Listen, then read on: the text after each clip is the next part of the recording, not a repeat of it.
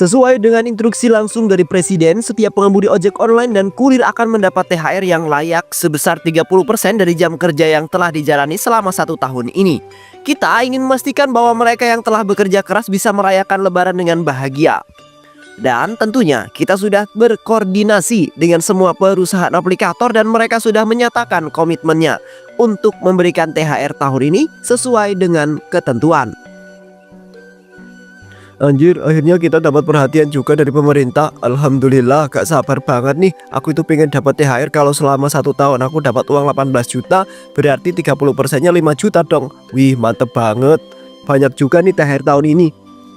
Asli bro, udah kebayangin aja nih pengen beli baju baru buat anak-anak gue. Beli baju baru, bayar cicilan, makan makanan mewah. Duh, mewah banget sih hidup kita ini tahun ini.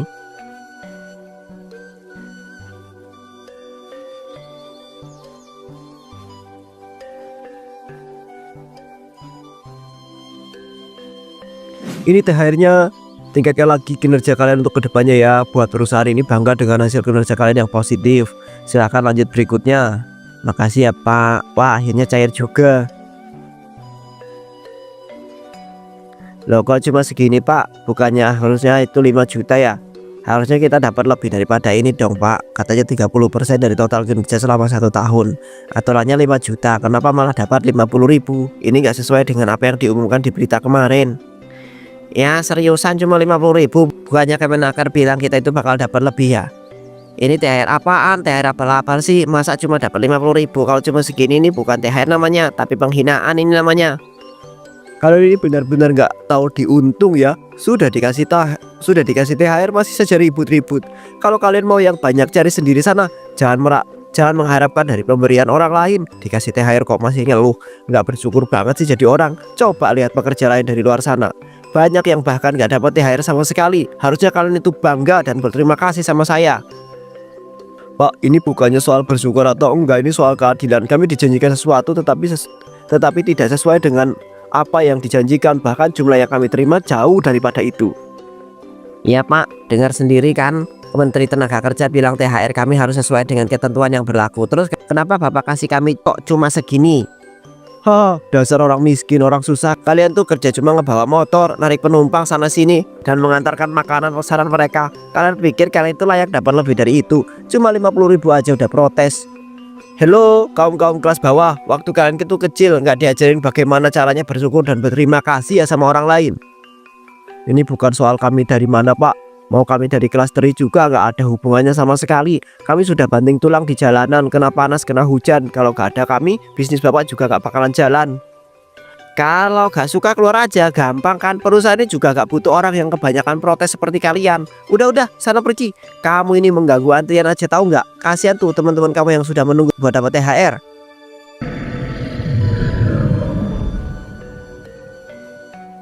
Kita gak bisa diem aja, kita harus cari keadilan. Kita harus laporkan masalah ini ke Kemenaker. Pemerintah udah mengeluarkan aturan dan perusahaan ini jelas-jelas melanggar aturan itu. Kita punya hak buat mendapat THR yang lebih daripada ini. Setuju, kita tidak boleh kalah sama orang kayak mereka. Kalau kita diam saja mereka bakal terus mena-mena. Tapi kira-kira Kemenaker bakal dengerin kita nggak ya?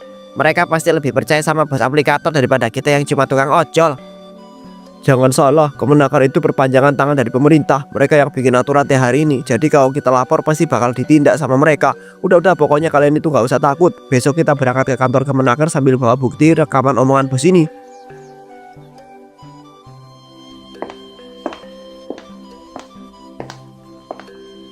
Selamat pagi Bu, kami datang ke sini untuk melaporkan sebuah ketidakadilan yang sedang kami alami.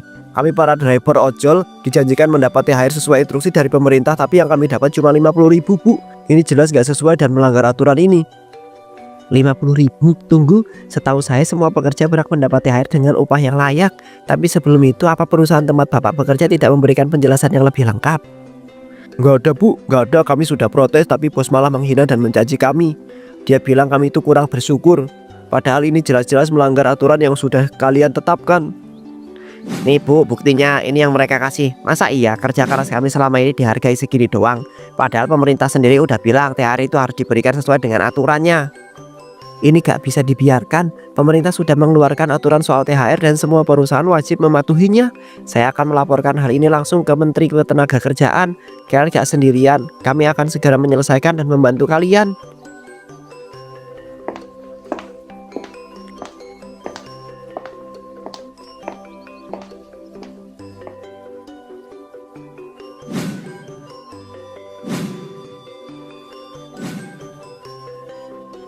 Jadi ini yang terjadi, perusahaan aplikator dengan berani melanggar aturan yang sudah jelas-jelas ditetapkan.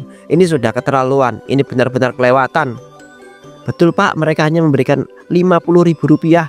Dan ketika para driver mempertanyakan hal ini, bos mereka malah menghina dan malah merendahkan mereka. Ini sudah tidak bisa ditoleransi lagi. Saya sendiri akan turun langsung ke lapangan. Saya akan menyidak mereka dan meminta perusahaan ini untuk bertanggung jawab. Kita tidak bisa biarkan mereka seenaknya mempermainkan hak para pekerja. Semoga Pak Menteri benar bantu kita ya. Kalau gak ada tindakan, kita gak akan pernah dapat hak kita sesuai pekerjaan. Kita tidak akan pernah dapat hak kita sebagai pekerja. Gue yakin sih, kali ini kita gak bakal dikecewain. Kita sudah mengumpulkan bukti dan semua orang sudah tahu tentang ini. Perusahaan gak bakal bisa membohongi kita lagi.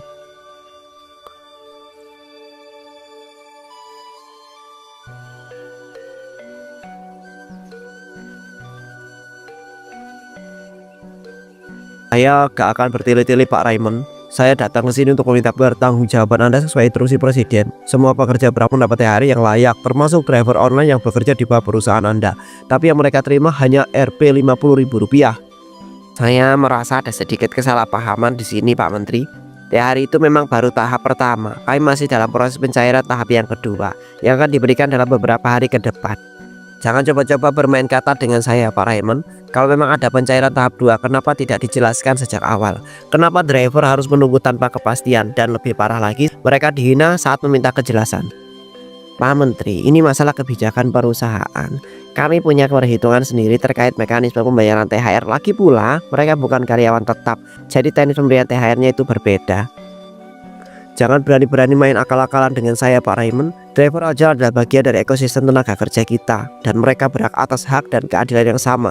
Kalau perusahaan Anda tidak mematuhi aturan, saya gak akan segan-segan mengambil tindakan tegas. Silahkan Pak Menteri, silahkan. Tapi saya jamin kami tidak melanggar hukum sama sekali. Apa yang kami lakukan juga merupakan kebijakan dari para atasan perusahaan. Perusahaan kami ini besar dan kami punya pengacara terbaik untuk menangani masalah seperti ini. Pak Hadi menatap Raymond dengan tajam. Ia tahu bahwa bos aplikator ini bukan hanya licik, tapi juga arogan. Namun ia tidak akan mundur, keadilan harus ditegakkan. Kepada seluruh driver ojol dan masyarakat Indonesia, saya ingin menyampaikan bahwa perusahaan aplikator ini telah menjanjikan pencairan THR dalam tahap 2. Mereka mengklaim bahwa pembayaran kedua akan dilakukan dalam beberapa hari ke depan. Tapi saya tegaskan bahwa saya akan terus mengawasi mereka. Jika dalam beberapa hari ke depan tidak ada pencairan tambahan, saya akan mengambil tindakan tegas sesuai dengan hukum yang berlaku, sehingga para pekerja keras di luar sana bisa mendapatkan haknya dan tidak mengalami kerugian Rp1 pun. Saya akan memperjuangkan hak tersebut. Ya mantap, akhirnya ada yang peduli juga sama kita. Terima kasih ya Pak Menteri. Terima kasih banyak karena sudah berada di sisi kami, para driver ojek online. Hidup Bapak Menteri, hidup Bapak Menteri. Beberapa hari kemudian, hari yang dijanjikan untuk pembagian THR pun tiba. Namun bos aplikator seperti tak ingin menepati apa yang sudah dijanjikan.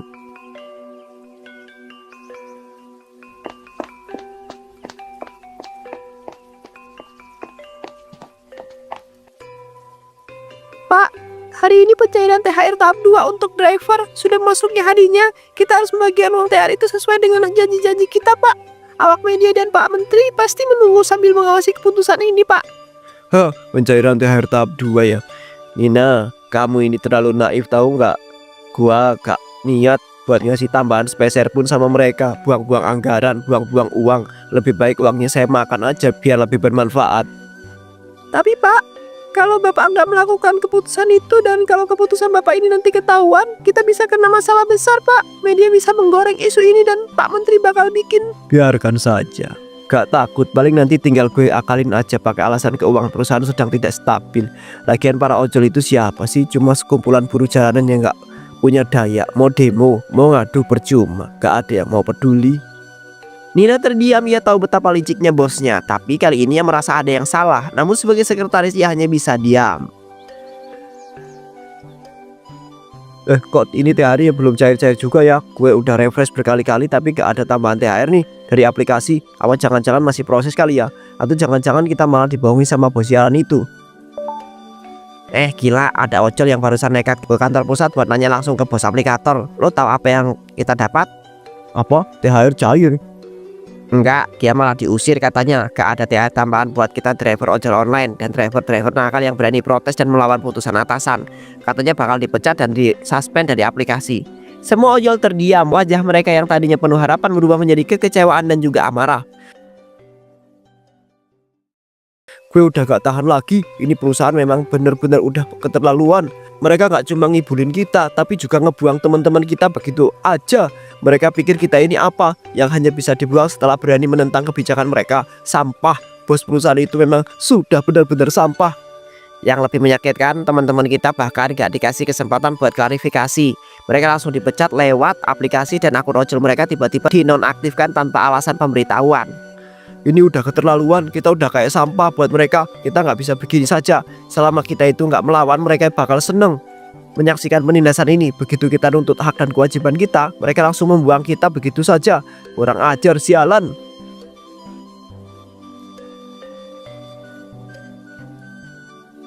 Pak Raymond, kami datang ke sini bukan untuk ribut. Kami cuma mau menanyakan kejelasan THR tahap 2 seperti yang Bapak janjikan sebelumnya. Haha, THR tahap 2. Kan masih berharap ya ternyata. Maaf, saya cuma ngeghosting kalian saja. Gak ada tambahan THR, gak ada tambahan dana. Uang yang kemarin saya berikan itulah jumlah THR kalian. Tapi Pak, Bapak sendiri yang bilang ke Pak Menteri kalau THR itu akan cair dalam 2 tahap. Dengar ya, gua gak peduli kalian ini cuma buruh di jalanan, cuma nyari duit buat makan apa. Hak kalian protes-protes gitu ke atasan kalian, hah? Mau tanya kenapa gue kasih THR cuma segitu? Karena buat gue kalian itu gak lebih dari sekedar robot. Kalian pikir gue itu peduli sama kalian? Enggak, sama sekali. Saya bisa cari pekerjaan yang lebih nurut daripada kalian. Jadi gitu ya Pak. Baik, kalau keputusan Bapak, kami akan lawan. Kami gak akan tinggal diam. Kami akan sebarkan kasus ini ke media supaya semua orang itu tahu tentang kelakuan Bapak. Tak butuh waktu lama, potongan video dan perdebatan para ojol dengan bos mulai menyebar luas. Tagar THR ojol 50.000 dan Justice for Ojol mendadak trending di berbagai platform media sosial. Netizen mulai membanjiri akun perusahaan aplikator dengan komentar yang pedas. Gila, ojol cuma dikasih THR 50.000. Ini benar-benar keterlaluan. Kalau banyak gini mah nggak ada bedanya dengan zaman kolonial. Ini sama saja dengan perbudakan modern namanya. Perusahaan aplikator makin hari makin gak punya hati. Udah kerja keras buat mereka, malah diperlakukan kayak sampah. Untuk bertindak tegas, ini bukannya sekedar kesalahan kecil. Ini bentuk eksploitasi pekerja. Ojol bukan robot, mereka manusia yang punya hak untuk diperlakukan dengan layak. Saya sudah kasih peringatan ke bos aplikator itu. Saya sudah percaya sama omongannya, tapi ternyata mereka itu berbohong. Sekarang kita tidak bisa tinggal diam. Kita harus ambil tindakan cepat. Kasus ini sudah terlalu besar buat diabaikan. Bereskan semua berkas. Saya akan turun tangan langsung dan buat perusahaan itu merasakan apa akibatnya. Semua staf langsung bergerak cepat menyiapkan dokumen dan bukti untuk menghadapi perusahaan aplikator. Menaker bersiap untuk kembali menemui bos aplikator, kali ini dengan amarah yang lebih besar.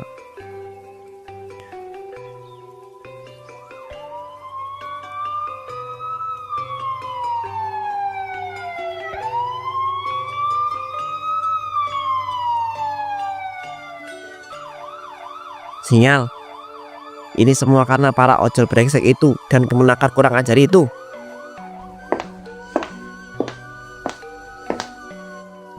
Pak, sesuai dengan keputusan pemerintah, perusahaan Anda secara resmi dinyatakan ditutup mulai hari ini. Semua operasional dihentikan dan seluruh aset perusahaan akan disita untuk menyelesaikan hak pekerja yang belum dipenuhi.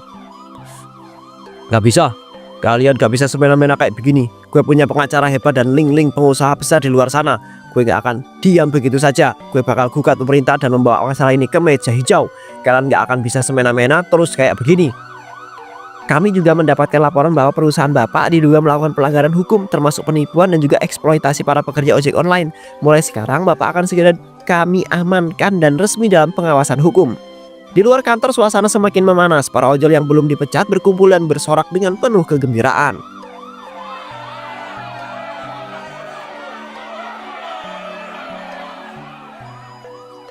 Alhamdulillah keadilan menang, keadilan berhasil ditegakkan. Perusahaan menghisap darah ini akhirnya tumbang dan kita akan mendapatkan apa yang menjadi hak kita.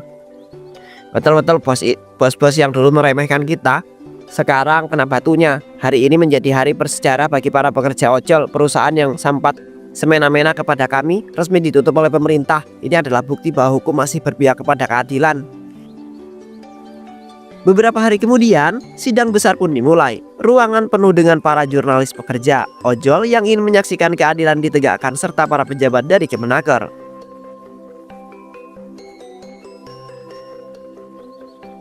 Terdakwa berdasarkan bukti dan kesaksian yang ada, Anda dinyatakan bersalah atas berbagai pelanggaran termasuk eksploitasi tenaga kerja, penipuan publik, serta penggelapan dana perusahaan.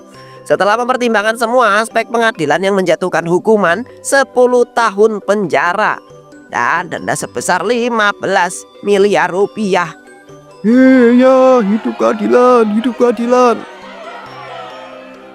Tidak, gue gak terima. Gue dijebloskan karena para ojol miskin itu. Gue yang bikin lapangan kerja buat mereka. Mereka harusnya berterima kasih sama gue. Akhirnya keadilan menang. Bos Raka itu akhirnya kena azabnya juga. Ini akan jadi pelajaran yang berharga buat semua bos-bos rakus di luar sana, bahwa hukum di negara Wakanda ini masih tajam dan siap membela orang-orang kecil kayak kita. Hidup negeri ini, hidup negeri ini, hidup. Sidak pun berakhir dan berita besar tentang hukuman bos aplikator menyebar ke seluruh negeri. Para ojol merayakan kemenangan mereka, sementara bos aplikator akhirnya mendapatkan balasan yang setimpal.